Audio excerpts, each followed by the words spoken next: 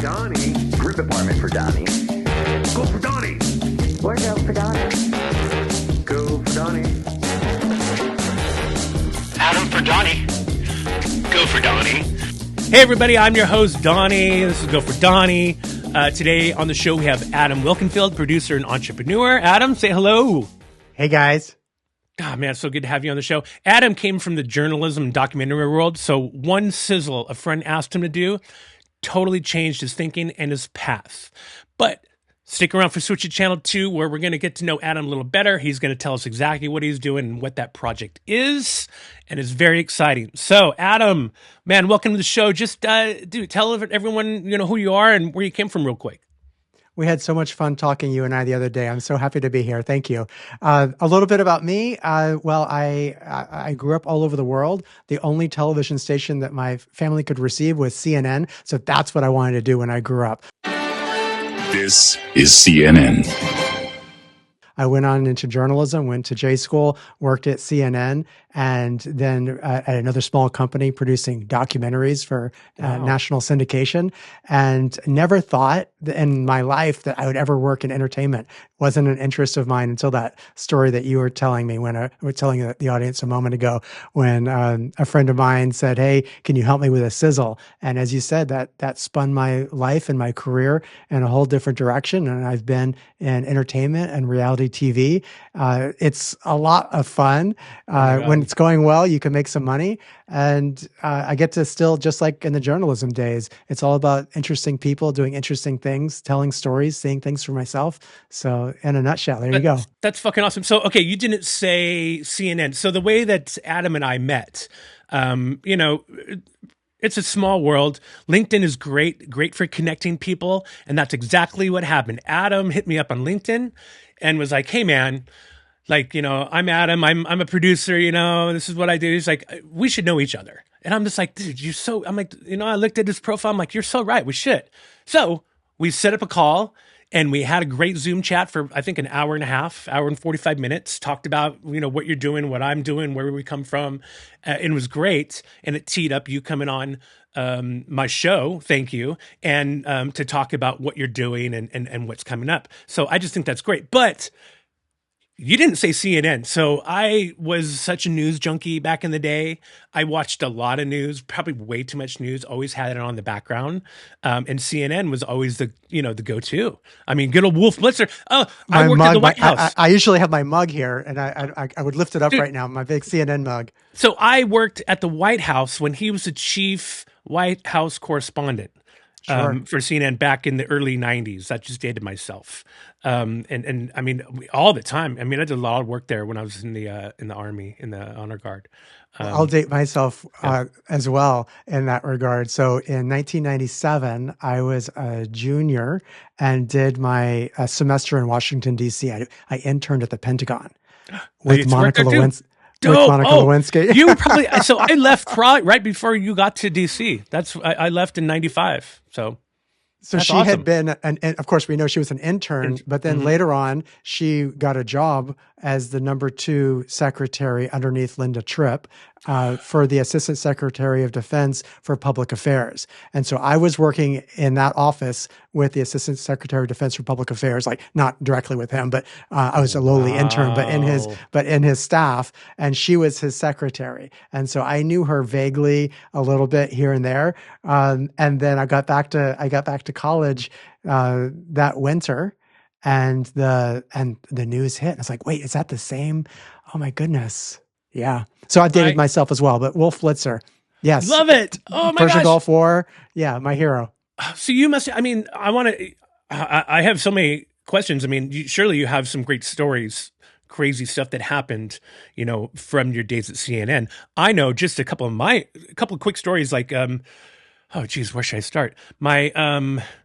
So like the inauguration, at the White House, they have the viewing booth. That's where, the president and the new president-elect come down and they come out the front door and they, I'm sorry, it's not the president. It's the new president and vice president and their couples. And they come down and they walk this platform and the platform has a cordon of, of military, like Navy, Army, Marines, standing all the way up it. And it was a hot day. And so we went from the Capitol down to the White House to where we were handling troops there for that. Because I worked in the Office of Coordinated Ceremonies of, all the Joint Service Honor Guards. And so when we're there, I'm telling you, man, when they came out onto the front porch and they were walking up that plank, I think it was right before it happened. It was because one of the sailors, she fell out. She just flopped. Right. Oh, and so wow. I had to go grab her and drag her around that fountain, the front fountain, and replaced her. We had these people that are supers. They were always an extra, one of each service just in case. Right. So we threw that extra in there and I'm dragging, I'm walking this poor sailor, around the fountain as the president and the vice president, they're walking down the steps to go walk up the cordon, up to the, viewing booth as I go around the fountain and then walk down the driveway past the press with this poor sailor. But that was a fun time at the White House. Crazy. You've got DC. that story. Yeah. Yeah. I mean, you're lucky it was a hot day though, because there's been some really cold ones for the January when I was inaugurations. A soldier, I was a soldier and we, did state arrivals, a lot of stuff. State funerals in Arlington in the winter was no fun.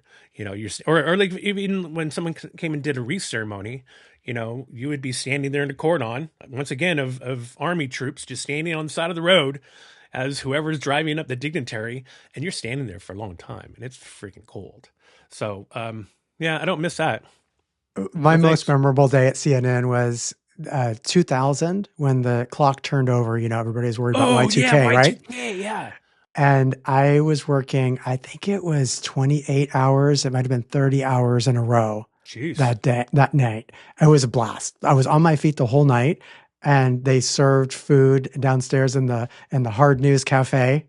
And, the thing that I remember is every time zone, right? Nothing happened. Y2K was a big bust. The thing that happened though, because it was all hands on deck. We don't know what's going to go down. But the thing that wound up happening was Boris Yeltsin resigned. Oh, that's right. Big news for the day. And then I don't know if I can tell this story. Nobody will know who I'm talking about. But during my internship days, I was the first intern. I was the youngest intern ever at CNN. And then at age 18, and then years later, I was the first intern to ever travel with a field crew. Yeah. And for that one, our satellite truck driver had a cane, and used to he was a drunk, and he would, and it was one of those canes that had a knob that unscrewed. Old school, man. Old school. So you'd catch him between live shots. Sucking it down. Oh my gosh. Bless his heart. Wow. Yeah. So you're the youngest. That's pretty crazy. I mean, and when you were there during Boris Yeltsin years, I was oddly at the White House years ago during the first President Bush when he came off. They came back from where they were fishing, and we were downstairs. Because that's the back door to where he takes off. The backyard, and Marine Corps One. Yeah, and so we were there doing something. Well, we were there because of state arrival for Yeltsin, making sure to set up. And then all of a sudden, they're like, the Secret Service come around. They're like, "Don't move, stay right here." We're like, "What?" Of course, they come, they land. Bush and Yeltsin come in, and then they say their things, and then Yeltsin goes over to the executive building where he's, I think, staying. And Bush turns around and starts talking to us and telling us about catching fish with Boris. It was amazing. Wow. Yeah, it was pretty cool. So some guys did their time in Alaska running radar, and you were at the White House. How'd you get that assignment? Dude, I tell you, I got recruited out of basic training. I was supposed to go to the 25th ID in Hawaii. But they're like, you look too good for that. I was 6 foot tall. You had to be 6 foot tall. You had to have a clean record, a couple things. Then they pull you aside and they give you a little spiel. They're like, hey, this, prestige, blah, blah, blah. And I'm like, okay. So I changed my orders and went to DC, to Fort McNair, instead of going to my unit and then going over to the Gulf War. So, yeah. No desert for me. No desert for you. You got to meet Boris Yeltsin and George H.W. Bush. Yeah. How you doing, McGuire? Good to see you. Me You and can do Boris it. was fishing. Keep going. Yeah. Just catching a little something up there. Yeah, Donnie, my goodness. he was pretty funny. Where's Lauren Michaels? We need to get you on the SNL. Actually, you know what? Funny. I'm looking at I have a photo of him. I'll have to throw it up here. And the photo was from when I saw him the last time at. Here I am talking about this shit. You're supposed to be telling me stories. I was for General Powell's retirement ceremony back in the day, and we were there. Of course, the Bushes were there, and I just started talking to him, and I reminded him of that story of when he came, fishing with Boris, and so there's a great photo of us laughing. He thought it was pretty funny. So you've done a lot of stuff. That's a lifetime ago. Yeah. But we were talking about CNN and you and being the youngest intern going out in the field. That's pretty crazy.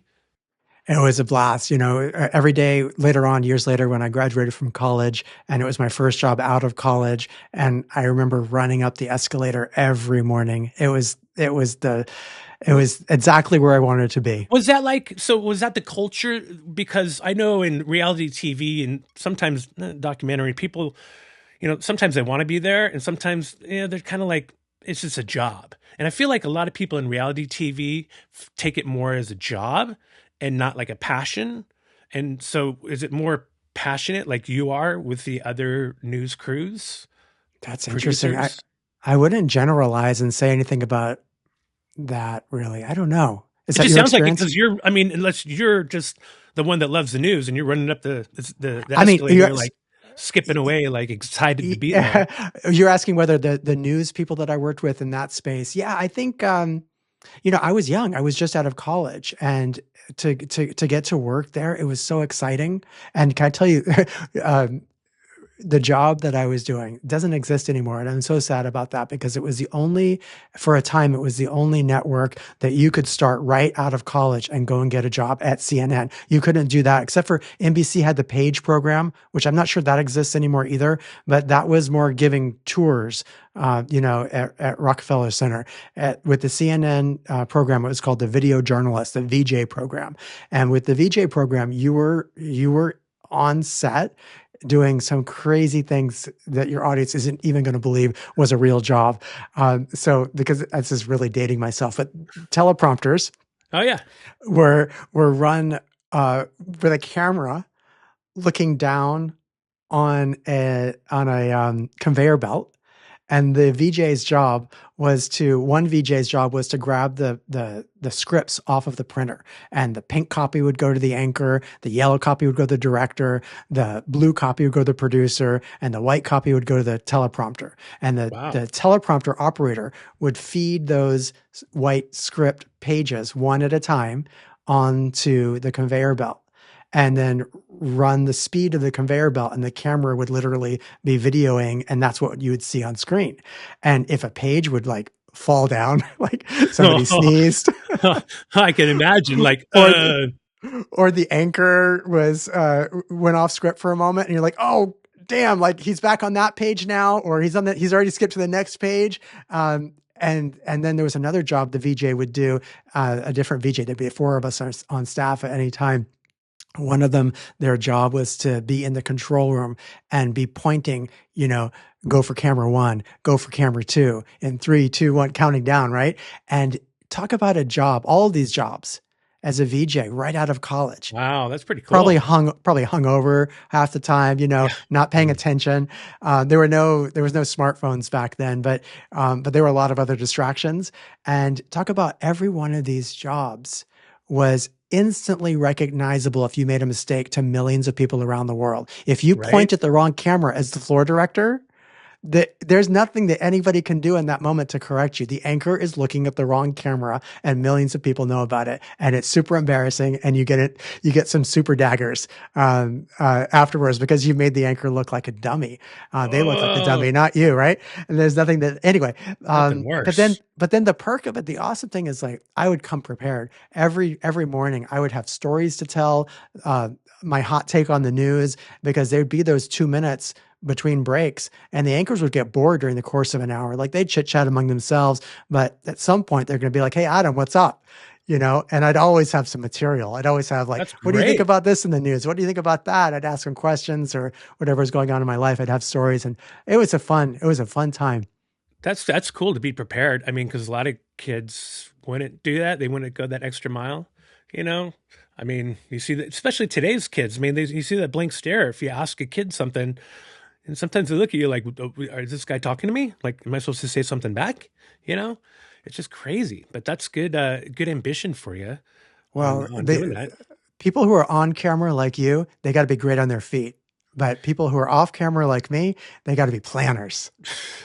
Oh man, you got to be quick regardless, you know. Yes. And it's critical thinking. And what we do involves a lot of critical thinking. And if you're not a good critical thinker, you're going to fail, especially in the live world. I mean, I can't imagine. Well, I can. I've done some live streaming, some large numbers on live streaming, and just that rush, that so exhilarating. If something goes wrong, you're like, dead air.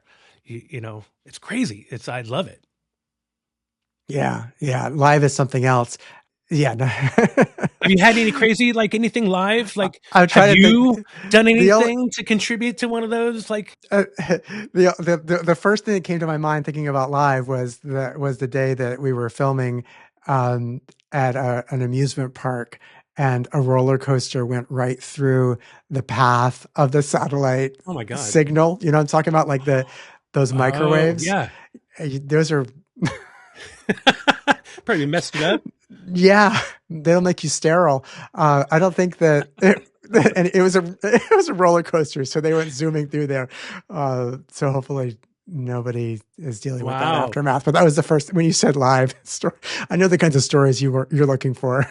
Well, like anything. I mean, I know, like you said, like one little thing. I mean, everyone's a cog in that wheel, especially in the live world. And you're like one production assistant or one assistant. One person on the set could do something to mess that up. And we've all been there. We've seen it, like something, like a quiet moment, and you have 40, 50 people around while there's 3 people on camera, all lit up talking about something, and that one person tips something over and makes that noise and just breaks it. It's like, you don't want to be that person, But then there's the other person who, just like an everyday person when you're talking with them, and then you realize why you are a Hollywood celebrity, because when that light turns on, all of a sudden they turn it on. Yeah, they can turn it on. That's a special kind of human being. Yeah. Yeah. We had like I'll just like the guys from Top Gear, Rutledge Wood. He was great. He still is great. He was a comedian. He was very quick-witted, so he was just good on his feet. I mean, and he could be one moment like telling me off about something he didn't like and he wanted it changed in a nice way. And then we'd call action, and he would get out there and put on a smile and, do his line and be happy about it. But, it's very professional and very interesting how some of those people can do that. And then turn it off too. Then when they say cut, and then they're, they could be an honorary cunt too. You're like, what? I have no idea what you're talking about. I've never met any of those. You were just so nice. Like, what happened? Now, do you have anything from any other crazy fun shit you've done? What about anything fun you've done? I talk about fun shit I've done all the time, and actually that's the whole reason why this podcast came about, is because of the stupid fun stuff that we got to do on that show Top Gear. I mean, driving through fences in cars, getting to drive, one of my I was just talking about one of my favorite days ever. I saw a Toyota Yaris and I yelled Yaris because I got to drive a Toyota Yaris through the desert of Moab and rock crawl and like actually drive it. And that was fun. So, anything like that you got to do that you're just like, I can't believe I'm here doing this. I can't believe I'm here doing this. Like, most of the cool stuff that I can think of, I almost said the S word. Are we allowed to say the S word on here? You can say whatever the fuck you want. No one under 18 can watch this. I have a little thing like, no kids. Yeah. Oh, okay. No, most of the cool stories that I've got are from like crazy people that I've met, like from the news side of things anyway. That what was his name? The guy with the crazy horns. I can't think of his name, from January 6th. Oh, that guy, the shaman, whatever. Yeah, the shaman. Yeah. I interviewed with him. And then on the other side of the equation, some of the Jeffrey Epstein victims, I interviewed them. Soon after the George Floyd murder, I was in Minneapolis and at the location where that happened. And the woman who was giving me the tour, she was like, "It's getting dusk. It's not safe. You need to be out of here." White boy with a big expensive camera. It's very touchy right now. You can't be here. And I'm used to rules don't, when you're in news and you've got a camera, rules don't apply to you. Do you know what I mean? Yeah. Like traffic laws don't apply, safety rules don't apply. You're here to get the story. Because when you get back to the newsroom and something is supposed to be on the air, but it isn't there, you can't explain to the viewer, "Oh, you know what? It wasn't safe," or "You know what? That person didn't want to do an interview," or I wasn't feeling well, or I forgot to ask that." You can't make an excuse to why the shot or the story isn't there. There are no excuses. So I always come back with the story, and I don't pay attention to, "Oh, it's getting dark." Like in my normal life, I wouldn't take that chance. But when the camera is on, we're going down the freeway with the minivan door open because we want to get the nice clean shot, not through the window, whatever it takes. Traffic laws don't apply. I'm going to go around that, on the red, whatever. So that's and that stuff is fun. Yeah. Well, okay. Well, that you just teed that up. What's the craziest thing you've done for a story then? Do you feel the most unsafe thing? The most unsafe thing was craziest. Definitely running down the highway with the minivan door open. Tons of times back in the days before drones existed, we would hang our bodies outside of helicopters. Right? There was a seatbelt, so I guess it was fine. a lap belt. This lap belt's gonna hold. Okay. You got a lap belt and you're hanging out. 1 point to harness. Yeah. Perfect. Yeah. And then there was one day when we were in Albuquerque for the balloon festival, and the traffic was insane, and there was just miles of traffic. And you're like, we have to be there for the shot. We're there for sunrise with the balloons going up at sunrise. We have to. We can't, the whole crew. We can't. So I'm like, "Follow me, guys!" And I'm just going on the wrong side of the road, and it's like, anybody with flashing lights or a clipboard in their hand, people are going to assume you.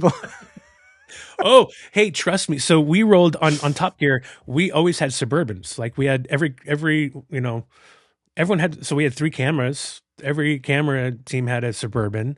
The hosts would always. So we had a row of Suburbans. And so when we were rolling somewhere, we were at Fort Campbell, and the 160th Special Forces aerial group who fly helicopters for Special Forces are stationed there. And so they actually called the public affairs officer that was working with us, and they were asking him why they didn't notify him that the CIA was, on post training. And he was like, "Oh, no. He's like, "That's Top Gear." He's like, "That's not the CIA."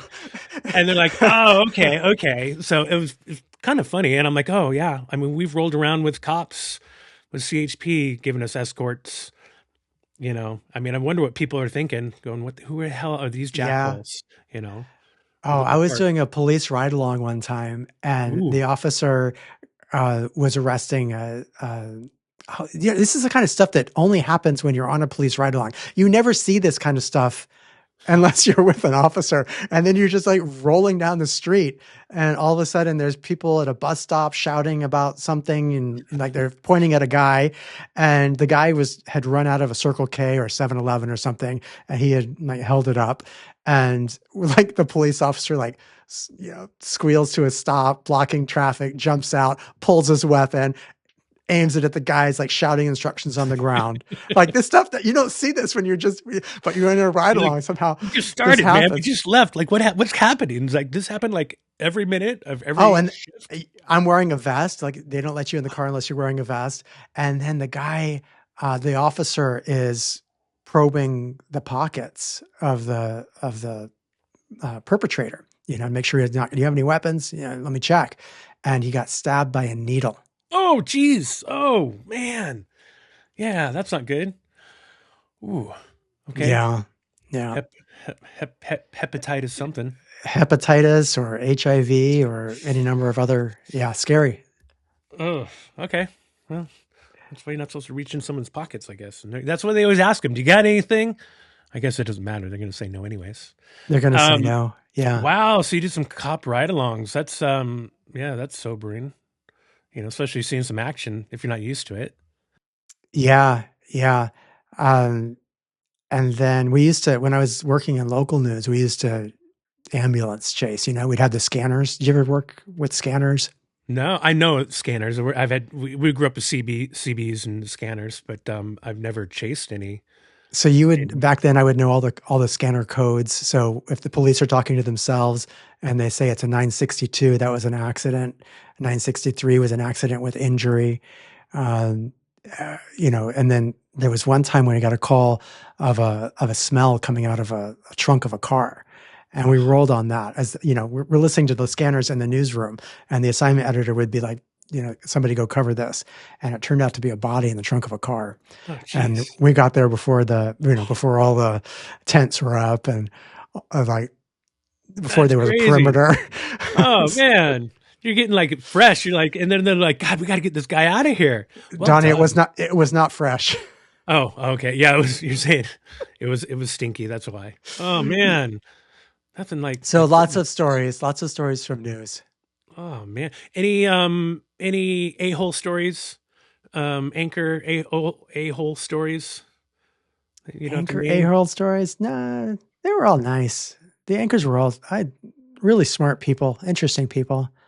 Yeah, I didn't work with the real big headed ones that are, Today's Show or whatever that earn the 7 or 8 figures that think that they run the world. I haven't worked with them. Were you in the field more or the studio?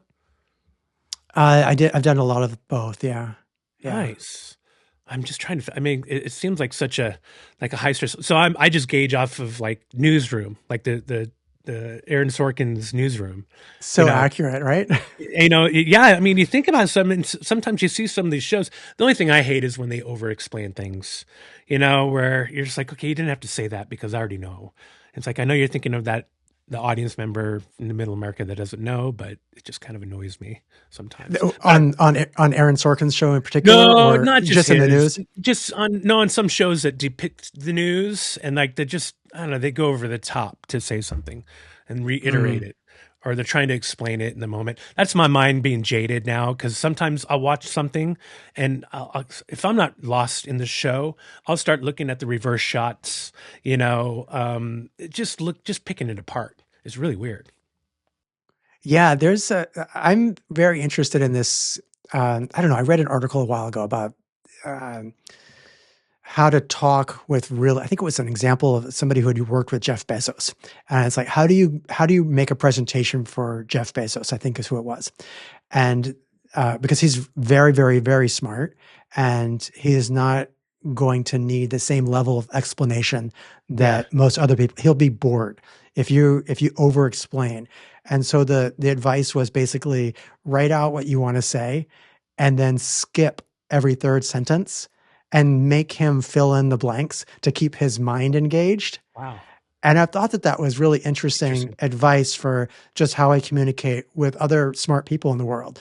You don't need to over-explain. Yeah. And I do that too much. I'm probably doing that here. If you skip kind of forward through the obvious things, I think it helps your listeners stay more engaged. That's the theory that I'm operating on. But that's not the theory that you use when you're working in local news. And I don't know, Aaron Sorkin is such a brilliant writer. You'll never hear me say anything about him or any of his shows.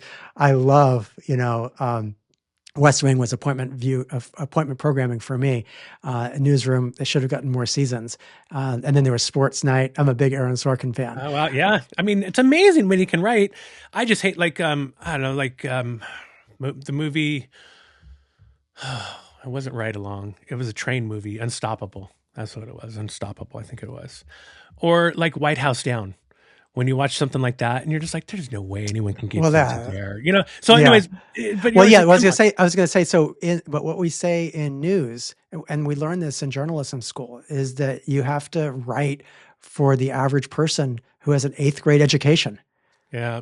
And then the other thing is that they might not be paying close attention to you. They might be chopping vegetables. They might be asking the kids to do their homework. They might be distracted by their phones. You can't count on them paying that close attention. So if you don't go slowly and over-explain, you might lose them with a big word or with their distractions. And once you've lost them for any reason, they might change channels. They might walk away from the TV. They might have had it. So that's why the local news is very, very simplistic.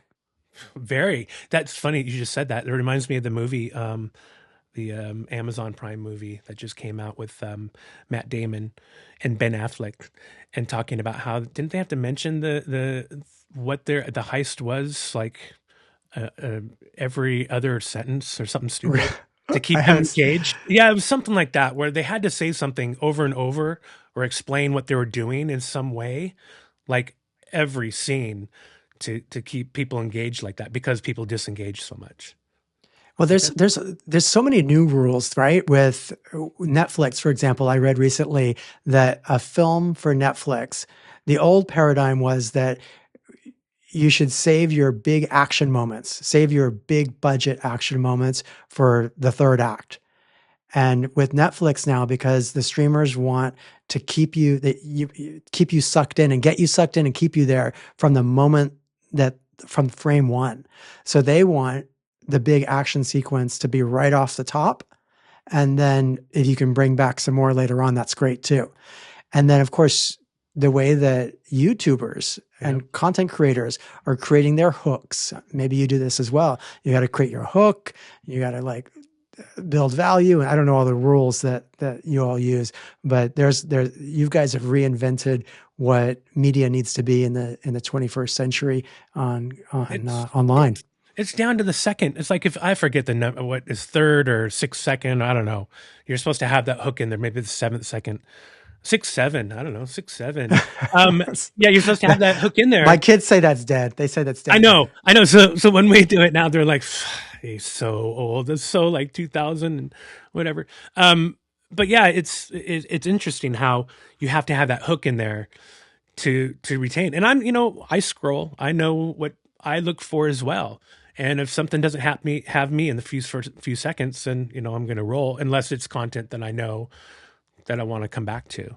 So it's all those little tricks you got to do, and you try, and try to tease things so people will come back, like teasing, like, I don't know, like a website, like gofordonny.com, where you can go and check out more stuff about me, some photos. That's where most of my podcasts are all posts, and you can get swag, little hats here, and sweatshirts, and stickers for your mugs and whatnot. I don't know. So it's what the kids are doing these days, Adam. So you got to be able to plug yourself some way. Or you could be teasing a website called showreally.com, which is where anybody with an idea for their own unscripted show, whether it's a reality TV show, a format, a documentary, a docuseries, can post it online, and producers from really big production companies are going in there to browse, search, and set search alerts and find their next big hit. Sounds fucking amazing. So amazing that I actually am a member, and I submitted some things. So I'm excited about that. And we're going to chat more about that on Switch to Channel 2, and we've switched it all over to Channel 2. I didn't tell you why we call it Switch to Channel 2. Because, Adam, when you're on set, and you're having some chatter, you got to have a little talk with Adam. I say, hey, Donnie, for Adam, switch to Channel 2. So you switch from your respected channel over to 2, because we keep it open, and everyone else on set switches over to hear what we got to say. And then we'll have a little chatter. It could be about whatever it is. I don't know. The food stayed out too long, whatever. And then, we get back to our channel, and everyone else switches back to their channels. So that's why I created Switch to Channel 2, because it's all about just some stupid chatter. So yeah, there's always the best gossip is on Channel 2. Or it totally is. It's so stupid, man. I love it. I love that everyone just switches over too. So do you have any other fun stories from set maybe? I mean, I just have just so many stupid things. Like, any other stupid things you've done that you think people are interested in? Because news is really interesting, and I don't know. It seems like you actually see real people in the real world, and there's got to be some real fucking weird stories that you've come across too. Yeah, you mean behind the scenes, crazy stories. We used Like the to goat say getting that. loose or something? I don't know, like the I'm dogs getting loose on the dog sled and taking off without you? I'm sure you've said this too. Like the best show is what happens behind the scenes. Like the stuff that's happening in front of camera, as great as it is, your mind is blown when you see the what goes into making it, or the stuff that I love that that stuff. isn't filmed. And so I had one show where I'm going to break some news here that reality TV isn't all real. Oh, boy. We had a show where we needed a humorous character, and uh, so we went and we were casting somebody. Right, he needed to be an apprentice for this show. We were pretending like he had some organic interest in the subject matter, but really we were just looking for anybody who was funny and didn't mind being the butt of jokes. Because we needed stuff to go wrong, and we needed somebody to blame. But it turned out this guy started to have a real interest in the subject matter, to the point where he is years and years and years and years later, he's actually now taken that on as a career. He was What? an out of work actor. He's now taken that on as a career.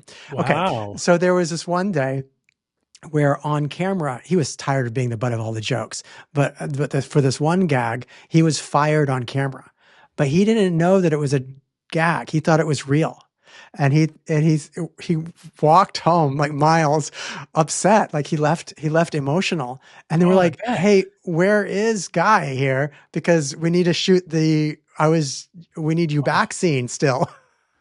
He didn't Oh, get the memo that it was just, he thought that he actually got fired from the show or from the, poor so dude. poor dude.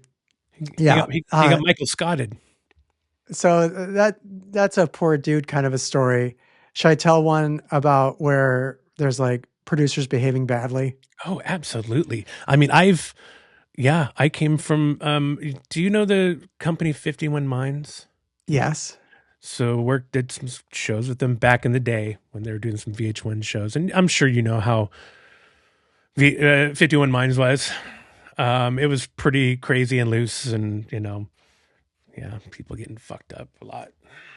Yeah. time. So so I had a field producer on a show the first week, and we were in this small rural town, kind of a redneck town. Everybody goes to bed early on a weeknight. The bars are empty except for the real drunks. And so this field producer, stays out until closing time and comes back to the hotel. It's the first week of filming. We're new to the town. We're going to be there for 3 months. Like we're talking about setting a good example, and our reputation we had bought out like many rooms of the hotel, and we were filming with the biggest company in town. Like everybody in town knew that we were there. All right. Of course. So he comes in and pulls a fire extinguisher off of the wall and pranks his buddy, knocks on the buddy's door at 2-3 o'clock in the morning, pounds on the door. Buddy comes out in his underwear, what, it's an emergency, like the fire or something. And he sprays him down with the fire extinguisher. What?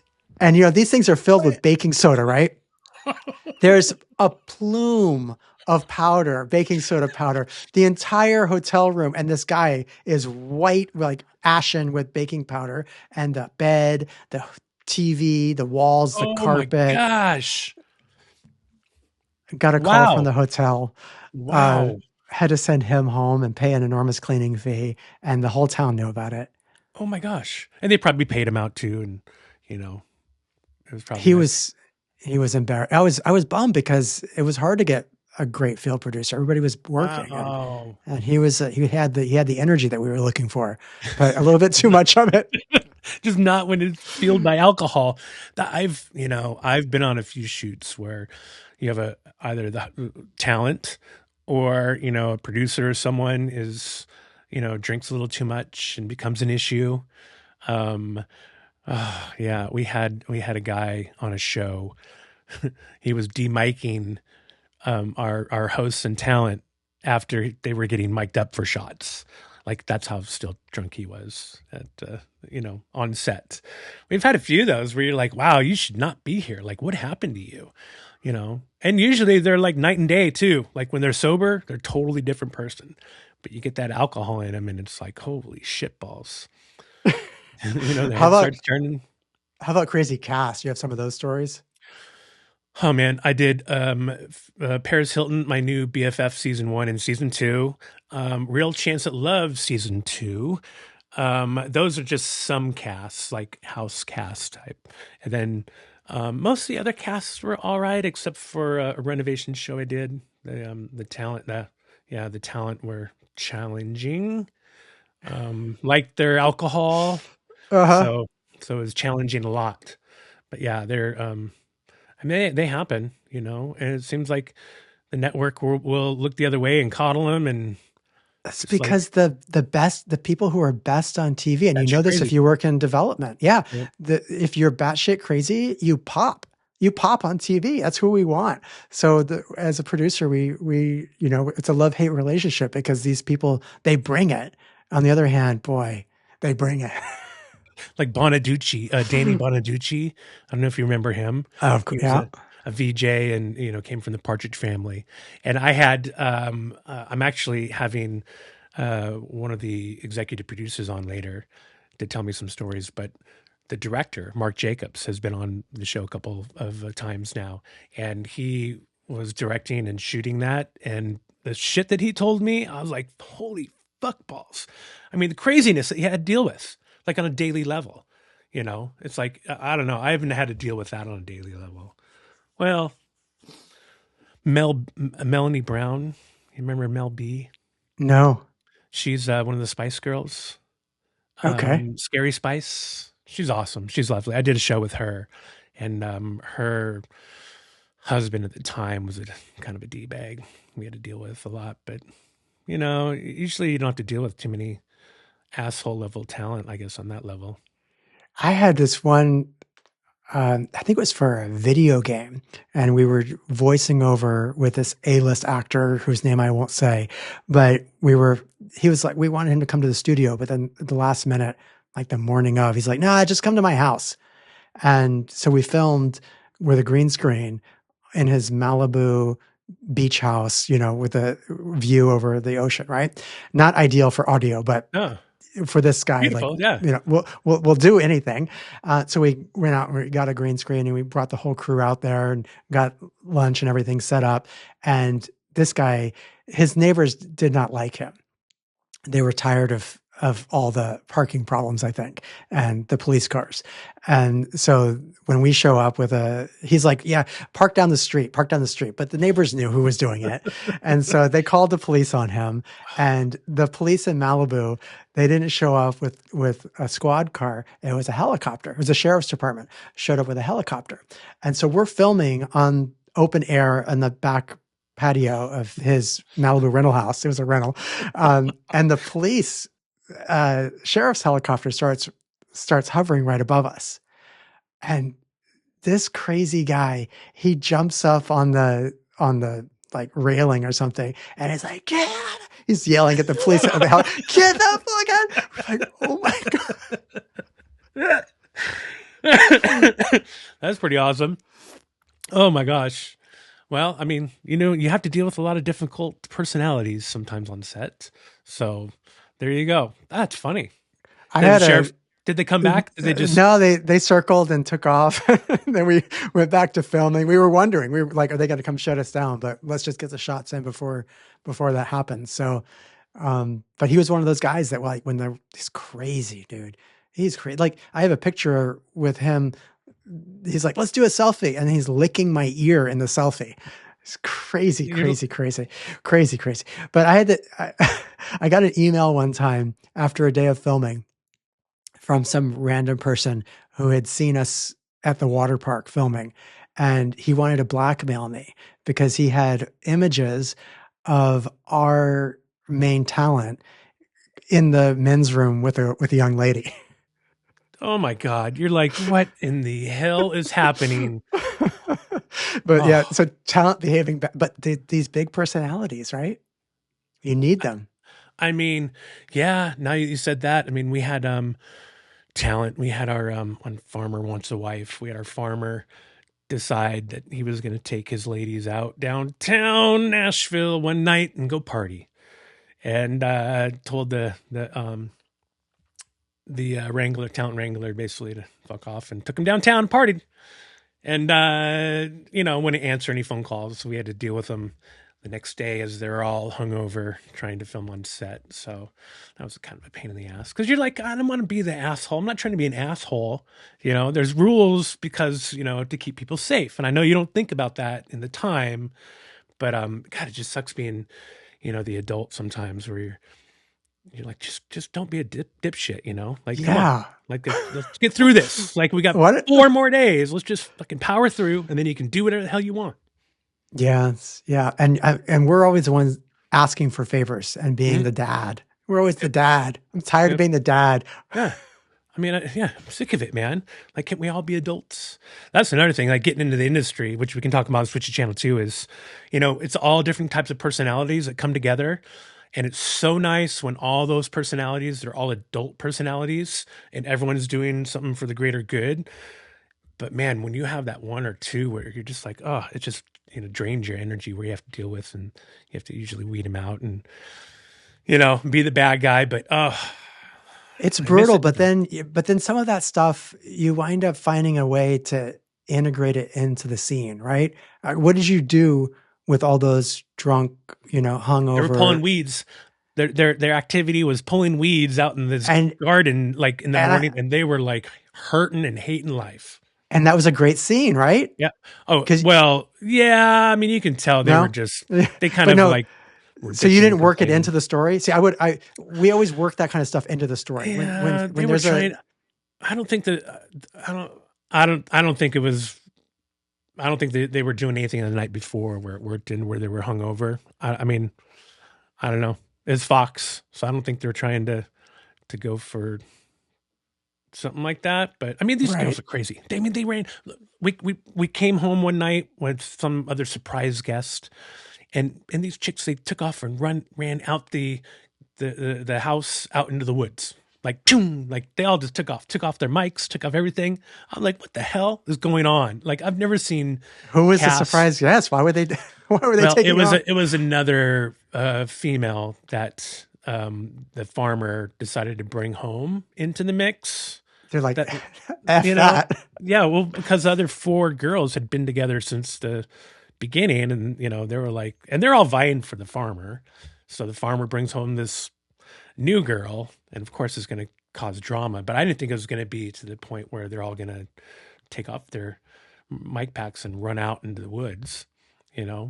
Were they legit upset, or were they imagining that was a kind of big TV moment that you wanted? No. They were actually legit upset. Like, it was, and that's it. Just goes to the point, like, of when you watch all these other shows of The Bachelor or the Love Is Blind, any of those where they know each other for 24 hours, 36 hours, and then all of a sudden they're madly in love, and then they get their heart broken, and then they're just distraught, and they can't believe the world is crashing in on them. You're like, what is wrong with you? Come on. So that's my little reality tangent for this episode. Yeah, I'd love to have the psychoanalysis of that. I don't understand. It was the same thing with like Naked and Afraid. I've done Naked and Afraid, and the people that do that, they don't get a prize or anything. They just get the prestige of surviving 21 days naked. I'm somewhat afraid. I don't get it. You worked on that show, so I'm sure people ask you, like, what is that? How do you Yep. survive that? I did 4 or 5 episodes. Guyana, Belize, and a couple in Mexico. It's real. So we basically had to go out and find the fixer, the local producer who had the land that you're going to film on. And so you had to go and check out that land, and you had to make sure it had everything from the water to a food source, to somewhere where they can actually hopefully make a camp and survive. And so you figure it all out. You figure out where they're going to be inserted, where they're going to be extracted. You put together all this plan. You send it back to the office for them to approve. And if they approve it, then you get to make the map. And then you bring the contestants in. And literally the first time they meet is when they disrobe. Like we keep them apart. So they meet, they disrobe, they go and meet, they get their map, and then they go on their way. And we follow and document it and just follow. So it's real to where they have to like start surviving. They have to find somewhere to make a camp, and, you know, they need water and food and, you know, shelter. And so you just got to kind of watch them, and you're there for at least 12 hours. And then at night, you know, there's a medic that's close by, but far enough away in a camp, in case something happens to them. And then they're left with a dry bag with a walkie in it that you test. So that way, if something happens, they can turn it on and call for help, and a whistle. And that's pretty much it. And then they have their cameras with infrared. So they document their night, and it's rinse and repeat until either one taps out, or they both tap out, or they make it 21 days. So it sucks. You know, it sucks. It sucks for people that have clothes and boots and, you know, and rations out there in the jungle sometimes, let alone being naked and without. So Now, what's the number one question that people ask you about that show? Because I think I know what it might be. I mean, really, are they really naked? And I'm like, yeah. I'm like, they're actually sleeping out there with each other. I mean, I tell the story about. Are they sleeping out there with each other? That's the question that I. Sleeping with. with. About, you know, are you talking about boots? Are they knocking boots? You know, I think there's only been maybe a couple that have ever been romantic. I don't know if it was out there or maybe it was after, but usually, you know, the woman is thinking survival. It's not a sexy. It's not, and it's not. And seriously, after the first day or two, like when they're knackered and like, you know, it's about itchy surviving. And dirty. Yeah, and like you show up and, you know, you greet them and with a big smile and you give them a hug if they want a hug, you know, and you do your best to interact with them, but not interact with them. But when you do, you try to keep their spirits up so that way, you know, they stay. So, but yeah, it's real, man. They. You know, the last thing they're thinking about is anything sexual. It's all about surviving and keeping the fire going and, you know, not getting bit up too much by mosquitoes. So the ones that I was on, I saw zero between the two.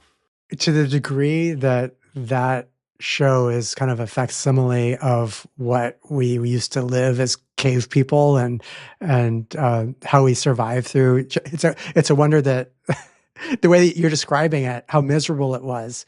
It's a wonder that we procreated at all and that we exist. Yeah, I mean, you're dealing with, especially all those elements, you know, from just the bugs alone, you know, and figuring it out. And then you're sleep deprived, you may be dehydrated and you're not thinking straight. So that's when they start doing the things that are opposite, like hunting during the day instead of at night, you know? Like if I were to do it, which I've never do, but I would stay awake at night. And that way I would sleep during the day. So there's less mosquitoes. You don't have to keep that fire going, you know, just certain things. You can catch fish. But I swear, man, you see these people that go out there and they start thinking like sideways when they don't have any meals in them or calories or, you know, any fluids. It's crazy. Yeah. But it's real. You know, they're real.